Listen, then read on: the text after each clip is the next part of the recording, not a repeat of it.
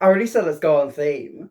Oh, Kinky Boots. This is one of those shows that holds a really special place in my heart. It's gloriously fun. And when it left town, we lost such a bright light in the West End. And it seems like I'm not in the minority here, as there seems to be a big boom of Kinky Boots productions, not even just in the UK. Kinky Boots has just reopened in New York in an off-Broadway theatre. We're getting a new revival in Ipswich and Hornchurch. And, of course, we have this concert version, which saw the show return to town for 2 nights only. Starring Joe Harper-Jackson, Cedric Neal and Courtney Bauman. The concert is a stripped-back version of the show. But did it still pack the punch and sell the emotion and, most importantly, the fun that is this show? Let's find out. But if you're seeing my face for the first time, hi, I'm Ellie, and I talk about theatre. Oh my god, who would have guessed? Would it be the name of my channel? Who's to say? But if you want more of me, and let's be honest, you want more of me, make sure you hit that subscribe button and also like the video. It's nothing off your back. What, do you think it costs money? It's free! Don't you love free things? I love free things. Press the like button now. I'm getting more and more stupid with these every time I film a video, and honestly, I live for it. Being a concert version, performances are arguably one of the most important elements of this. Normally in a review I'd save these for later, but I'm gonna start talking about these amazing performances, because oh my god, what a perfectly cast show. Let's start with our Charlie, Joe Harper-Jackson, who is no stranger to the role, having previously played Charlie. And I think you can tell through his effortless performance. He is believable, relatable, and even nails a lot of the more subtle comedy of Charlie. A lot of the nonchalant attitudes. He does end up being quite a straight man to the more eccentric and over-the-top characters of the show. His version of Charlie's soliloquies are so perfectly beautiful. He also shows off his incredible vocals and riffs during Soul of a Man, where he sounds so good, although I do feel like this song lacked a certain punch that it normally does in full productions.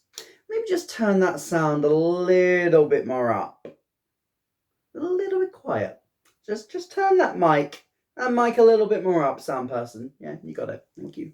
But I don't think that took away from his just spectacular vocals. Now, Cedric Neal. Cedric Neal. What can I say about Cedric Neal? I don't think I have the words. When I tell you his performance of Hold Me in Your Heart ended with a mid-show standing ovation, that should tell you just how powerful his performance was. It's like he was born for the role of Lola. He nails every single aspect of the role. Comedy, he has it in droves. Vocals, he truly gets to make the material his own. We are truly being robbed of a full production with Cedric as Lola. Just a breathtaking performance. Not a single mark against him. I have very similar plays about Courtney Bauman. Bauman, Courtney Bauman. Bauman.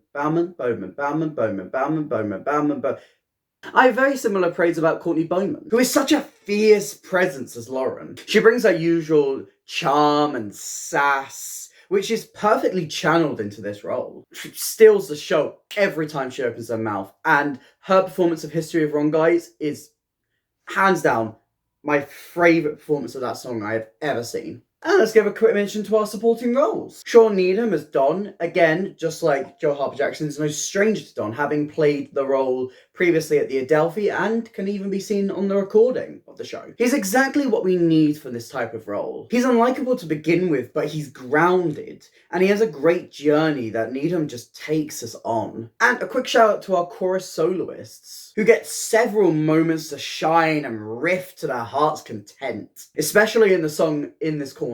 The show itself is maintained and just as fun as usual. The book is just as witty and clever as always. And the music is just full of absolute bops like Sex is in the Heel, Land of Lola, Step 1, Raise You Up, but it also packs a powerful emotional punch too. As someone who relates to many of the struggles that Lola's character goes through, discrimination, rough relationship with a parent. Her songs hit me the most. And here I'm going to take a moment to mention a lot of the small changes to the show. Several of the larger and longer dance instrumentals are completely cut in this production, especially noticeable in Sex in the Heel, What a Woman Wants, and Everybody Say Yeah. While it's understandable that these may be cut because it is more of a concert version of the show, I think it's a shame that we lose the opportunity to hear these beautiful pieces of music played by the London Musical Theatre Orchestra.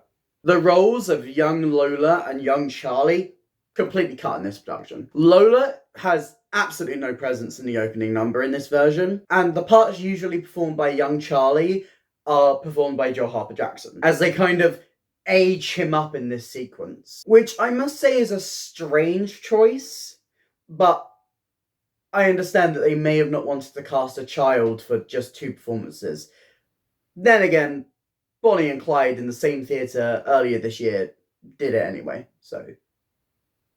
And the other thing to note is a lot of lines of dialogue in the middle and towards the end of a lot of songs were unfortunately cut in this production. 2 examples being the line of dialogue in Take What You've Got, when you're on the wrong road, turn back, and Lauren's big, I've been executized, right at the end of History of Wrong Guys. These changes don't really change too much about the show, they don't really take away, they don't really add too much, but as a massive fan of the show, and as someone who wants to go see this production because I'm a massive fan of the show, it is a shame to see some of these things not here. Now, let's talk staging. You may be like, staging, Ellie? This is a concert.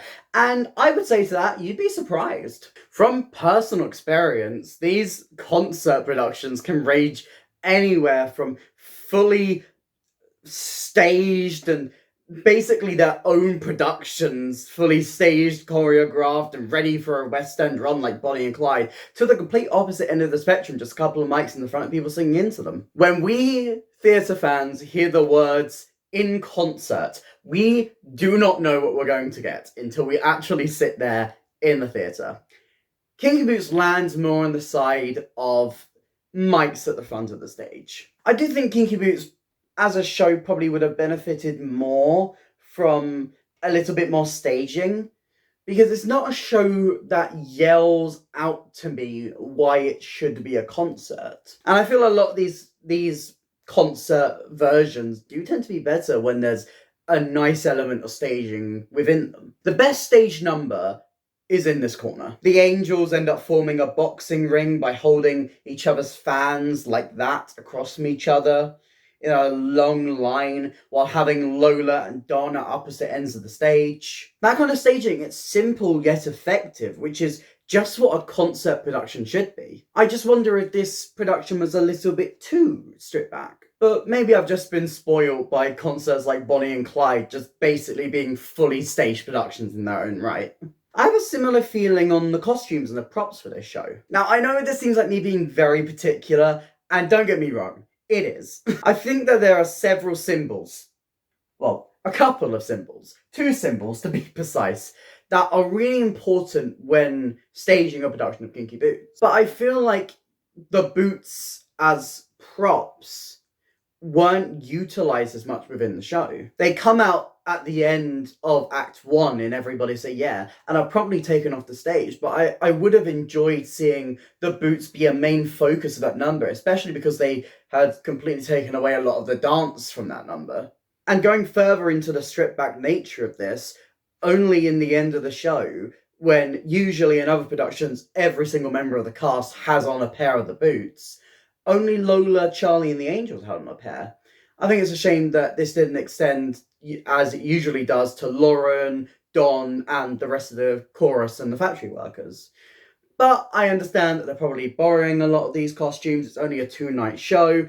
It's a very picky note, but I think at least it should have maybe been Don. And seeing as Sean Needham has played the role before, those boots probably exist somewhere. The other thing, and the thing I'm a little bit more forgiving of, is the lack of drag. The Angels and Lola throughout the show are kind of in what I'll dub half drag. I think even if just Lola was in full drag, or even just for one song, which I would personally choose Holding Me in Your Heart. I feel like this would have been less of an issue for me. However, with all these notes being said, I think it is important to remember that this is a concept of the performance. It is only there for 2 nights, and it's not a full production. But as a huge fan of the show and a fussy theatre fan, I will sit here with my arms crossed and a pouty lip, and then, you know, as Cedric Neal starts singing, I'll start crying and clapping, going, yeah, I love it! And just a quick mention to the beautiful lighting design that really helped fill the space and looked just absolutely stunning in numbers like Land of Lola and Hold Me in Your Heart. I think that Kinky Boots, as a concert performance, was a spectacular showing. Of course, a lot of this review put a lot of weight onto my disappointments with a couple of the costume choices and props choices. However, I think in a concert performance, these are the least important elements. The things that Kinky Boots needs to get right, they got right. The music was fantastically performed. The actors were top of their game. And I think it just reminded a lot of people, including myself, why Kinky Boots is so great, why Kinky Boots is just so fun and amazing and spectacular as a show. It's that queer joy that is just so spectacular to see on stage. While when I saw the initial lineup, I was a little bit confused why Kinky Boots was there. I think this concert performance really allowed the stars to be free to riff and play with the material and just make the score really flow and feel as joyous as it is. It was a great night out, and I'm really excited to see the final concert performance of this summer showcase at the Drury Lane. And I will say here, I really hope that this becomes a yearly tradition. I think it's really good to see these musicals get another life or get a concert version, and even see new upcoming shows workshopped in big West End theatres. I think it's so clever, I think it's so smart, and with how these have been selling, I think it's clear that these are a hit. Personally, I would give the Kinky Boots concert 4 stars out of 5. And please, I am begging, I am on my knees, just give us another full production of Kinky Boots so Cedric Neal and Courtney Bauman can have their full runs in this show. I am not okay with them just doing this absolute magic for one night. Please, please, theatre gods, give this one to me. Give this one to us. We deserve it. But what do you think? Are you a fan of Kinky Boots? Have you seen previous productions? Did you see this production? What did you think? Let me know in the comments down below. If you did enjoy this video, please consider hitting like and subscribing. It really helps out me and really helps out the channel. But that's it for me today, and I'll hopefully see you next time. Bye!